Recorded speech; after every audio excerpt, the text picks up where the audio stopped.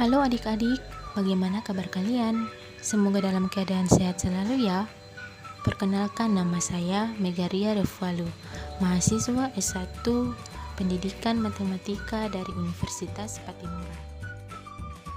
Saat ini kita akan belajar tentang himpunan yang berfokus pada materi, konsep himpunan, dan penyajian himpunan.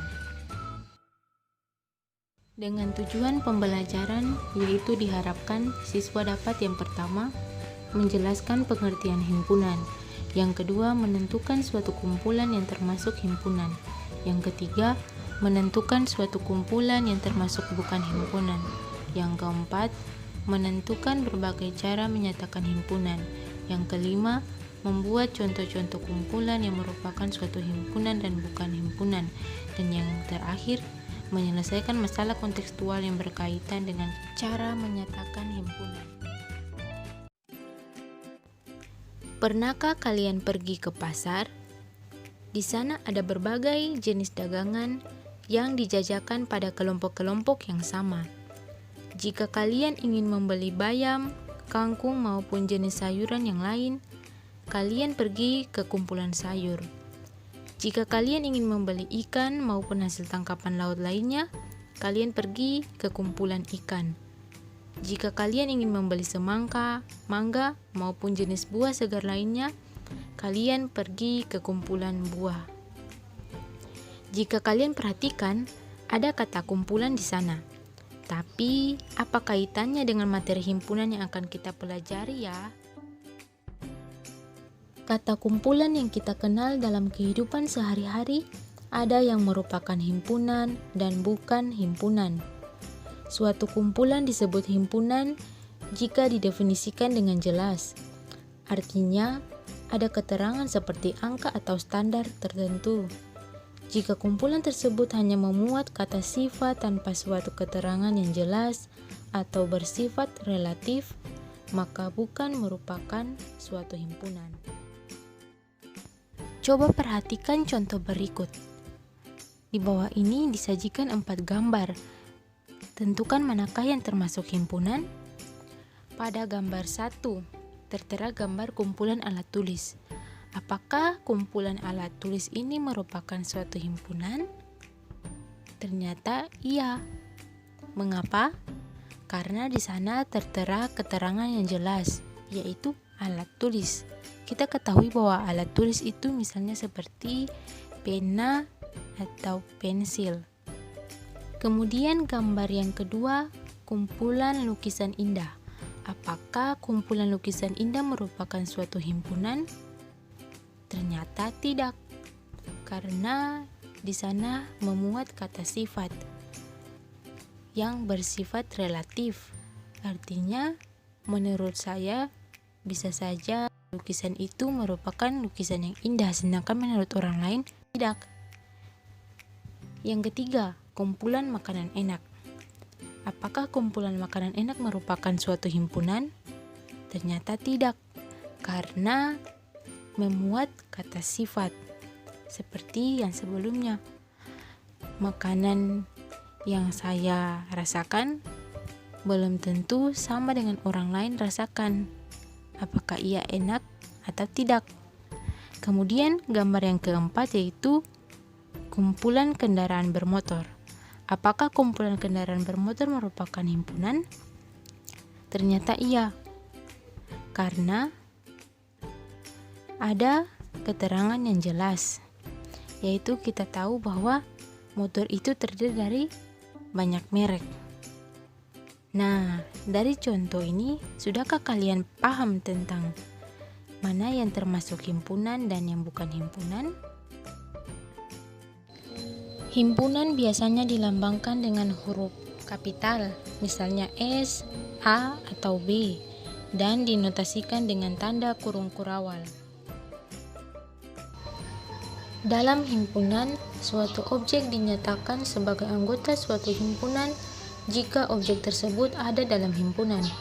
Notasi elemen suatu himpunan dan notasi bukan elemen suatu himpunan dapat kalian lihat. Contohnya begini. Pena merupakan elemen himpunan alat tulis. 5. Bukan merupakan himpunan bilangan asli kurang dari 3. U merupakan elemen himpunan huruf vokal dalam abjad Latin. Putih bukan merupakan elemen himpunan warna pelangi. Bisa kalian jelaskan mengapa? Selanjutnya, mari kita belajar tentang penyajian himpunan. Yang pertama yaitu himpunan dinyatakan dengan menyebutkan anggotanya atau disebut juga dengan enumerasi. Suatu himpunan itu dapat dinyatakan dengan menyebutkan semua anggotanya yang dituliskan dalam tanda kurung kurawal. Jika anggotanya yang didaftar itu ada sangat banyak, maka dilambangkan dengan tanda 3 titik. Dengan pengertian dan seterusnya mengikuti pola. Nah, contohnya yaitu himpunan A yang anggotanya 3, 5, 7. Kemudian himpunan B yang anggotanya 2, 3, 5, 7. Himpunan C yang anggotanya A, I, U, E, O. Dan himpunan D yang anggotanya dan seterusnya negatif 3, negatif 2, negatif 1, 0, 1, 2, 3, dan seterusnya mengikuti pola. Berikutnya yang kedua yaitu suatu himpunan dinyatakan dengan menuliskan sifat yang dimiliki anggotanya. Nah, contohnya seperti apa ya? Coba kalian perhatikan contoh pada langkah pertama sebelumnya. Untuk himpunan A adalah himpunan semua bilangan ganjil yang lebih dari 1 dan kurang dari 8. Nah, untuk himpunan B itu adalah himpunan semua bilangan prima yang kurang dari 10. Himpunan C itu adalah himpunan semua huruf vokal dalam abjad Latin. Dan himpunan D itu adalah himpunan bilangan bulat. Bagaimana? Kalian paham bukan? Dan yang terakhir yaitu himpunan dapat dinyatakan dengan notasi pembentuk himpunan. Nah, suatu himpunan dapat dinyatakan dengan menuliskan syarat keanggotaan himpunan. Notasinya seperti yang tertulis di bawah ini, di mana X mewakili anggota dari himpunan dan PX menyatakan syarat yang harus dipenuhi oleh X agar bisa menjadi anggota himpunan tersebut. Simbol X ini bisa saja diganti dengan variabel yang lain seperti Y, Z, dan lain sebagainya. Contoh sebelumnya pada langkah 1 dan 2. Nah, himpunan A, B, dan C itu dapat dituliskan seperti yang tertera berikut ini. Cara bacanya bagaimana ya? Untuk himpunan A itu himpunan untuk semua X sedemikian sehingga X lebih dari 1 dan kurang dari 8, di mana X merupakan elemen bilangan ganjil. Untuk himpunan B yaitu anggotanya semua Y sedemikian sehingga Y kurang dari 10, di mana Y merupakan elemen bilangan prima.